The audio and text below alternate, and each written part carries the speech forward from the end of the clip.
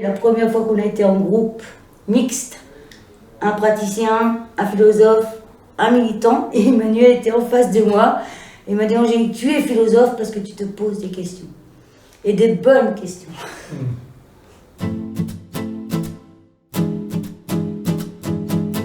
Le fait d'avoir réussi à penser à plusieurs a permis de comprendre que les philosophes n'étaient pas les propriétaires de la philosophie.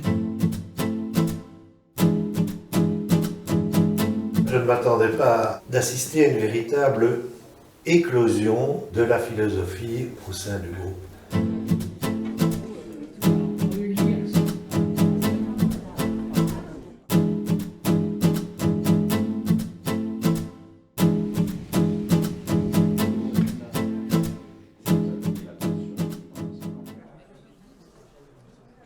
Ce séminaire de philosophie sociale a son origine au colloque qui a eu lieu à Cerisy en 2017.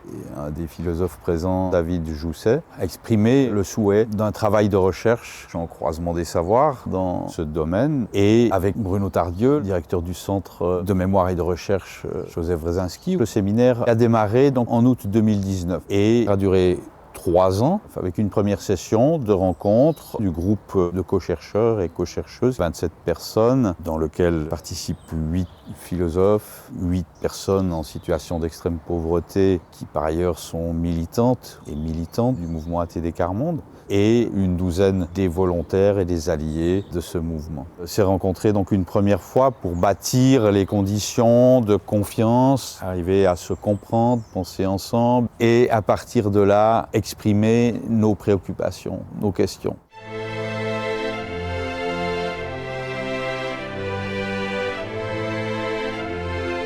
Cette tradition de la philosophie sociale avait rêvé depuis assez longtemps de faire des choses quelque peu similaires à ce qu'on a fait là. Et Marie Garot disait, nous-mêmes, on n'y croyait pas comme une chose tout à fait réalisable.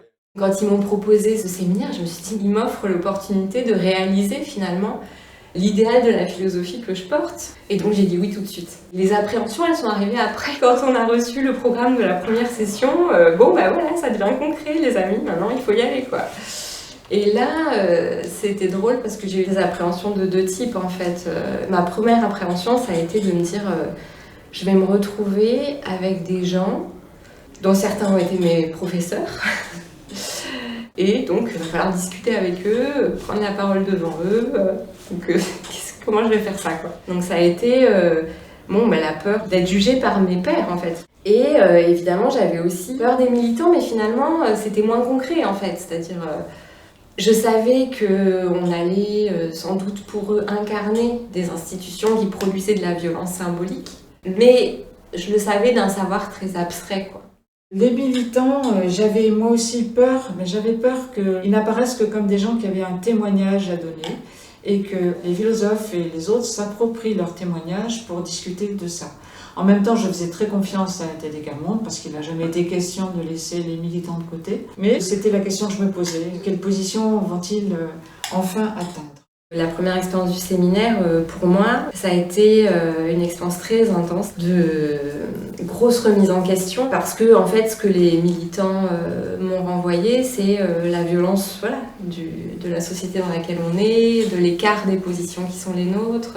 Et ça, c'était pas possible de s'y soustraire. Et ce que j'ai découvert à contrario, c'est que mes pairs, dont j'avais peur aussi au début, étaient un soutien énorme pour traverser cette épreuve-là.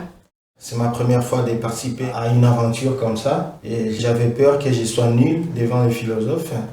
Mais entre-temps, j'avais aussi crainte que les familles, les militants ne s'exposent. Là, vraiment, je suis très enthousiaste. On ne m'a pas considéré comme nul et les expériences des familles ont été un éclairage tout au long de notre parcours.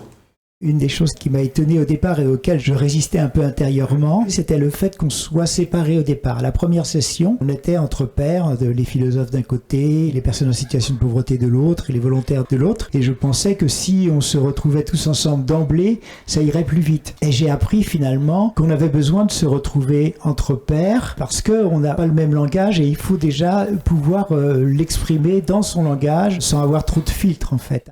Comme beaucoup d'autres, Le mot philosophie me faisait peur parce que chez nous, à l'école, la philosophie n'est pas enseignée. Je sentais que les militants qui participaient au projet, même si ça devait leur faire peur aussi, mais ils avaient une facilité de lier leur expérience au sujet à laquelle on abordait. Et ils avaient une bonne analyse par rapport à ça. Et en tant que praticien, c'est un peu plus difficile parce qu'on est toujours à permettre que les militants prennent la parole. Mais finalement, quand la session a commencé, donc ce fait qu'on avait des matériaux qui nous permettaient d'exprimer nos pensées et d'être un peu au même niveau. Et je pense avoir apporté ma contribution avec l'expérience que j'avais.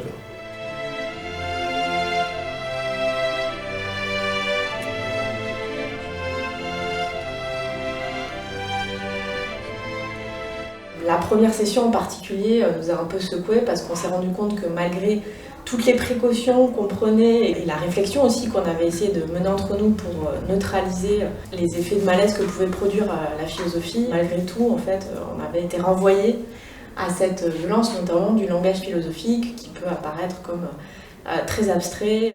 On a évoqué comment, en arrivant à la première session, on sentait une tension entre nous. Une inquiétude des uns et des autres de est-ce qu'on va pouvoir se rencontrer, est-ce qu'on va se comprendre, est-ce que je vais être écouté, est-ce que je vais être à la hauteur. Et un des premiers exercices qu'on a fait ensemble, c'est autour des récits. Des récits qu'on a écrits chacun pour partager une histoire qui expliquait pourquoi on était là. Et partager ça à trois, d'une certaine façon, c'est comme si ça avait démystifié les peurs qu'on avait les uns envers les autres, parce que ça nous a permis de nous rencontrer au niveau des raisons, des histoires, des expériences que chacune de nous avait vécues et qui expliquaient pourquoi on participait finalement à ce séminaire. Lors du temps d'écrire un récit personnel, j'avais beaucoup hésité. Tout était confus dans ma tête. Choisir quoi entre expérience vécue ou histoire personnelle, c'était pas une chose facile parce que je ne connaissais pas encore les membres du groupe. Donc j'avais la crainte d'être incompris ou d'être jugé. Cette crainte a laissé plusieurs jours ma page vide, mais à la fin, j'ai décidé d'écrire sur les origines de mes parents parce que je trouve vraiment qu'il y a un lien avec le thème de la résistance. Donc, chose faite, j'écris et j'en ai fière. L'axe principal qui a porté de l'eau à la racine de tout, c'est en fait le fait qu'on a une convivialité.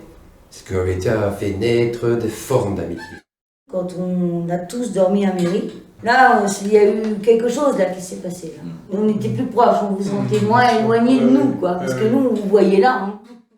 La première session, pour moi, c'était une découverte. Les blasons m'ont poussé à sortir quelque chose en moi que personne n'a déjà écouté. Je n'ai jamais parlé de ça. Je n'attendais pas de réponse. Je l'ai posé là. Il y a des choses qui se sont vécues avant, qui n'étaient pas justes. Ce qui m'a plu, c'est en fin de compte, ce qui m'a permis de m'exprimer beaucoup plus, c'est quand j'ai travaillé le blason. Parce que quand même ça a été un travail personnel. Donc j'ai pu m'expliquer, m'exprimer. Après, c'est le récit que j'ai écrit, qui a été aussi retenu, et que je dirais que m'a ouvert un peu plus en fin de compte. Moi, la philosophie, c'était quelque chose de très abstrait. Mais quand j'ai connu la philosophie sociale, ça m'a ancré dans la réalité, dans l'action, dans les choses que j'ai vues. Et c'est vrai que ça m'a passionné beaucoup pour parler de ça qu'on vit et qu'on expérimente, qu'on fait, parce que de me donner de sens, en fait, de réfléchir avec. Depuis le début, j'ai trouvé que c'était vraiment une équipe formidable. On savait pourquoi on était là. Il y avait un but et c'était très original. J'ai eu l'impression, dès la première session, que l'ensemble des appréhensions, ça s'est très vite dissipé pour être remplacé par des relations de confiance humaine et intellectuelle. Et que du coup, on s'est senti en effet partenaire. Ça a donné une énergie et lorsqu'il a fallu endurer l'expérience du Covid, au moment où du coup, les engagements pouvaient être fragilisés, il y avait en fait déjà cette construction, une forme inédite de nous. Voilà, c'est magique, je trouve.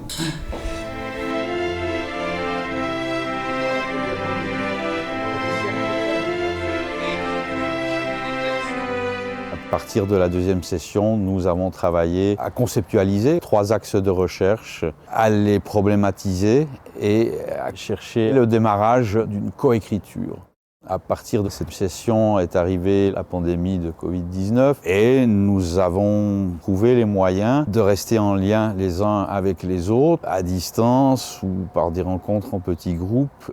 Nous en avons profité pour constituer un corpus commun de textes. Nous nous sommes nourris de ces lectures et ce temps d'analyse a permis d'enrichir nos premières problématisations.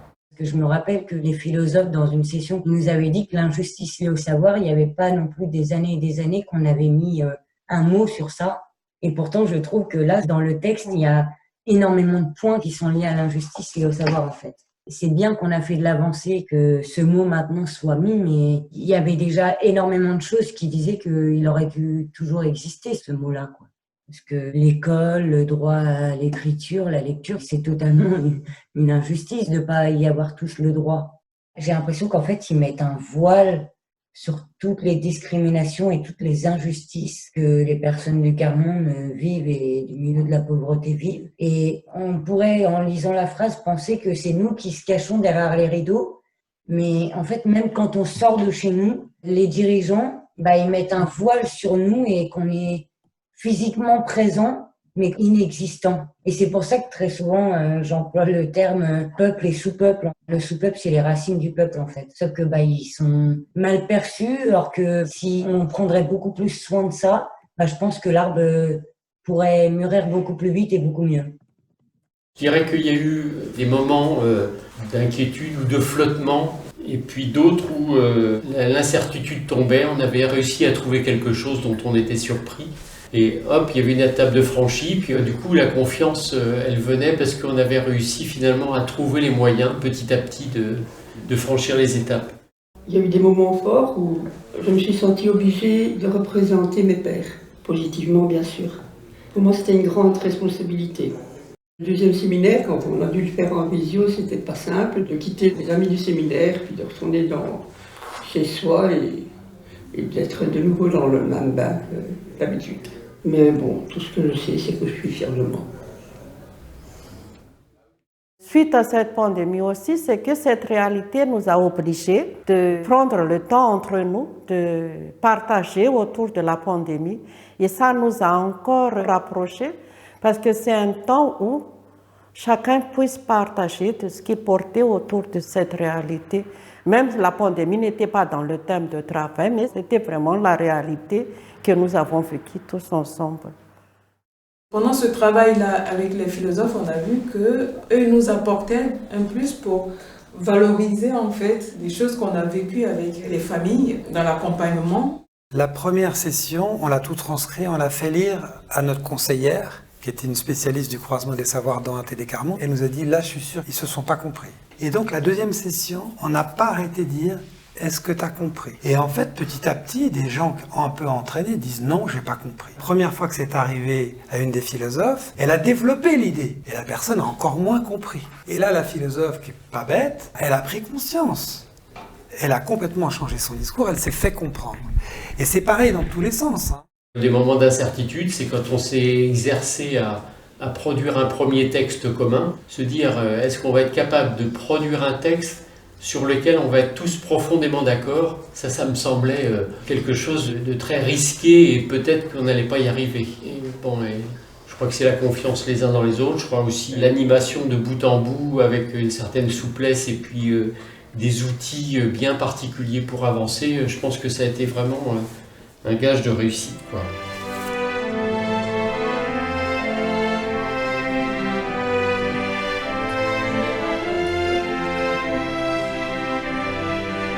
La troisième session, en août 2021, en rassemblant tout ce travail, on a pu poser 3 projets d'écriture sur nos 3 thèmes, le droit, la résistance, l'injustice liée au savoir, et démarrer donc le processus de coécriture. Cette coécriture s'est déroulée d'abord en faisant la part belle à l'écriture personnelle. Chacun retisse le fil de sa pensée à l'intérieur de ce séminaire, retrouve ses questions les plus importantes et croise ces questions avec ses autres pairs. Ensuite, ces premiers textes ont été mis ensemble, ont été confrontés à l'intérieur des 3 groupes de coécriture pour arriver à une première version d'un texte commun. Ce premier texte commun, lors de la 5e et dernière session d'août 2022, on a souhaité le soumettre à une trentaine d'autres personnes extérieures au séminaire pour entendre leurs critiques, leurs commentaires et enrichir de ces critiques et de ces commentaires ces textes dans une 3e phase d'écriture qui aboutit au texte qu'on étudie durant ce colloque. Ce qui m'a frappé dans cette aventure, c'est que vous étiez obligé d'inventer quand même une manière de faire le croisement du savoir, et notamment parce que on n'arrivait pas, nous philosophes, avec un savoir qu'on voulait croiser. Du coup, c'est assez compliqué de croiser du savoir avec des gens qui pensent que leur travail, c'est d'interroger le savoir des autres sans apporter un savoir. Une des difficultés, je crois, pour nous, c'est de réussir à faire en sorte que la philosophie qu'on vit comme un apprentissage de l'humilité apparaisse comme ça plutôt que comme une forme d'arrogance philosophique. Il y a eu la friction très importante. La friction, par exemple, sur les méthodes. À un moment donné, c'est insupportable de découvrir la méthode au fur et à mesure. On aimerait bien l'avoir d'avance pour la discuter. Et là, c'est non. C'est-à-dire qu'on crée des artefacts d'égalité. S'il y a des gens qu'on dit longueur d'avance avant que ça commence, il y a quelque chose qui cloche d'emblée. Donc, il y a des règles assez absolues qu'on a appliquées. Pour que les gens puissent travailler sur un texte, il faut probablement passer 10 heures avec les uns et 1 heure avec les autres. Donc, il y a un travail considérable de soutien supplémentaire à ceux qui ont beaucoup moins reçu à l'école, qui peut consister aussi à aller faire 400 km aller-retour dans la journée pour aller lire un texte avec quelqu'un. Ce que j'ai vécu en session et ce que j'ai vécu de mes périodes d'écriture aussi, c'était vraiment quelque chose qui était très motivant. J'ai pu rencontrer une famille qui était privée de son enfant et là j'ai pu le raconter. Et c'était la première fois que je faisais une démarche comme ça, quoi. Ça m'a libérée en quelque sorte, quoi. La pensée m'a libérée et comme ça, j'ai vraiment pu dire ce que je voulais.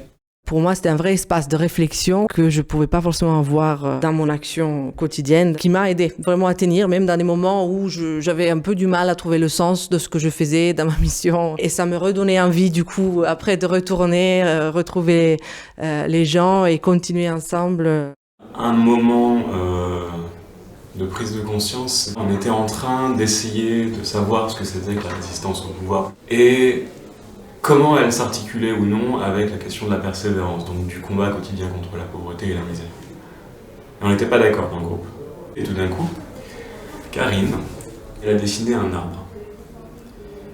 Et de cet arbre, les racines de cet arbre sont la dignité, le corps, le tronc de l'arbre, c'est la persévérance, et parmi les différentes branches de l'arbre, il y a la résistance au pouvoir. Ça a aussi aidé à mieux comprendre comment quelque chose d'identifié un peu isolément, la résistance au pouvoir était quand même liée à la persévérance, et qu'en même temps, finalement, le fond, c'était cette dignité. Pour résister dans la durée, on ne peut demeurer seul. Il faut créer des liens avec d'autres familles qui vivent les mêmes difficultés, et avec d'autres citoyens qui apprennent à les comprendre. J'ai eu la chance de travailler avec Eric, un des militants avec qui on n'a pas pu faire les chemins complets. Il m'a permis de comprendre comment les situations d'injustice qui sont commises sur les gens les obligent à devoir résister en permanence pour exister. Jusqu'à là, j'avais vu la résistance comme une fierté, une force que les gens ont, une capacité à agir, à ne pas accepter sa situation. Et ces jours-là, Eric me permettait aussi de voir cet autre côté, de dire on les oblige en permanence à résister et ça c'est insupportable. Je pense que l'existence de Wresinski était aussi super importante. Ça a été notre repère à plusieurs moments. Au début, il y avait de la réticence très claire de la part de nos amis philosophes qui n'avaient jamais étudié à l'école. Ils ont été honnêtes parce qu'assez vite, ils ont trouvé très très puissant. Et c'est au cœur du travail, c'est-à-dire qu'on a là un jardin Wresinski dans lequel on peut se rencontrer. Il a tordu le cou à l'idée de famille inadaptée, il a critiqué beaucoup de choses, pas parce que ça l'amusait, parce que c'était impossible autrement. Le mouvement était bloqué par des idées. Il fallait les critiquer. Donc voilà, on se remet au boulot pour critiquer les idées et pour en forger de nouvelles. On est collectivement très fiers d'avoir réussi à coécrire ce texte. On a vraiment le sentiment d'avoir produit ensemble de la connaissance parce qu'on a réussi à mettre en commun et à faire ces fameuses frictions épistémiques entre nos différents savoirs, mais aussi parce que je pense que philosophiquement, ça a vraiment une vraie valeur, y compris dans le champ de la philosophie sociale. Et je pense que c'est la première fois de ma vie que j'ai vraiment fait de la philosophie sociale. Et j'en suis vraiment assez émue et très satisfaite. J'ai aussi vu les résultats, 3 textes par lesquels j'ai été extrêmement impressionné par la qualité intellectuelle de ces textes, par leur rigueur d'écriture, leur précision d'écriture, l'analyse conceptuelle qu'il a mise en œuvre, la variété des niveaux de discours aussi, témoignages, analyse, questionnement. Enfin, pour moi, ce sont des objets philosophiques à part entière. La rigueur de la démarche aussi, j'ai bien vu comment vous travaillez, de manière à la fois libre et en même temps elle est encadrée, mais pour mieux aboutir, pour mieux réussir à exprimer le sens d'une expérience. Donc vous avez trouvé un équilibre extrêmement rare et étonnant aussi par les résultats. C'est quelque chose aussi, cette collectivité de recherche ensemble. J'ai pas imaginé que ça c'est possible avec la philosophie.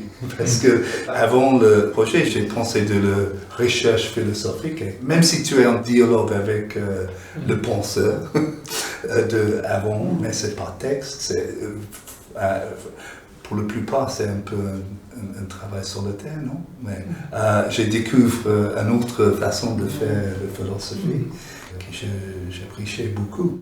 On a vécu une aventure ensemble que moi j'ai beaucoup aimée. Maintenant, je me dis, après avoir comme ça mis nos intelligences ensemble, j'aimerais prendre un peu de recul de ce bouillon-là et me dire, mais dans le chemin qu'on a fait, quel a été l'apport des militants? Pouvoir dire, on a réfléchi sur ça et qui c'est qui l'a posé sur la table, qui c'est qui l'a amené, comment ça nous est arrivé. La philosophie sociale, c'est une philosophie qui s'adresse à des personnes qui sont dans la vie sociale, extérieures à l'académie, en disant la philosophie sociale a quelque chose à vous dire, mais ça suppose aussi qu'elle soit capable de vous écouter et de vous entendre. L'objet de la philosophie sociale sont les pathologies de la société. Eh bien, le destinataire de la philosophie sociale, ce sont celles et ceux qui sont victimes de ces pathologies. Et c'est-à-dire aussi les personnes qui ont le plus intérêt à ce que ça change. Et ça, je me disais, voilà, c'était une perspective théorique. C'est parfois arrivé dans l'histoire de la pensée sociale, de la philosophie sociale. Et ça, cet objectif, j'estime que je l'ai vu réaliser.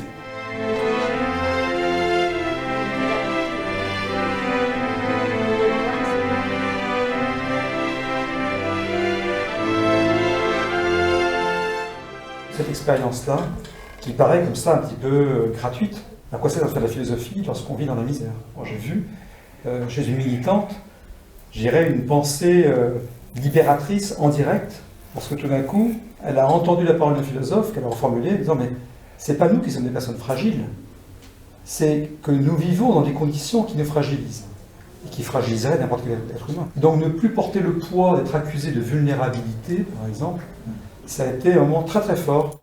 La philosophie, c'est justement cette qualité de doute, de question, pour être davantage libre. C'est ça qu'on a expérimenté. Et moi, je veux dire que ça donne sens vraiment à ma façon de faire la philosophie. Moi, tout mon savoir que j'ai maintenant, parce que je peux aujourd'hui dire, oui, j'ai acquis un savoir de penser, d'aller plus loin. Moi, je veux mettre ça au service des miens. Vraiment qu'on me laisse la possibilité de donner ça aux miens. Ce qui m'intéresse dans la démarche de la philosophie sociale croisée avec l'expérience d'ATD, c'est qu'on ne fait pas simplement qu'essayer d'interpréter le monde, mais d'essayer de transformer aussi, parce que la finalité, c'est bien quand même la lutte contre la misère. Moi, je trouve que ce séminaire est une espèce d'hommage à la philosophie, au sens où on a véritablement révélé que les pauvres pensent, au sens le plus profond du terme. Les gens engagés aux côtés des pauvres pensent, au sens le plus profond du terme, et que les gens dont c'est la profession sont capables, eux aussi, d'une autre éclosion, c'est-à-dire de comprendre que leur métier sera enrichi par cette pensée qu'on ne soupçonne pas toujours chez des partenaires inhabituels de la réflexion philosophique universitaire. Avoir cet apport extérieur à travers les philosophes qui ne connaissaient pas forcément ATD, que ça puisse faire bouger les lignes aussi au sein d'ATD. Ce séminaire, il a montré que même étant du mouvement, même ayant une expérience du croisement des savoirs ou d'autres échanges, il nous fallait encore des jours et des jours de travail pour avancer. Donc il faut aussi être, je dirais, humble par rapport à la société et respectueux de son cheminement à elle. L'un des paragraphes de notre conclusion donne toute la validité de la démarche. Un changement politique, en général, il est permis, précédé par un changement culturel. Et donc, l'expérience qu'on a vécue, qui est que des savoirs dans lesquels prennent une part importante les savoirs de personnes qui vivent dans des situations de grande pauvreté, que ces savoirs-là, ils ont été en effet travaillés, frottés, contestés, enrichis avec d'autres, oui, je crois que ça peut permettre un changement culturel.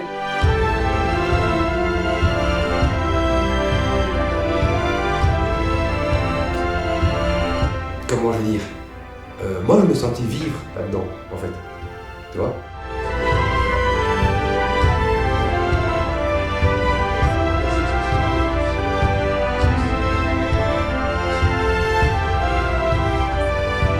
On voit les philosophes, on pense à des grands barbus.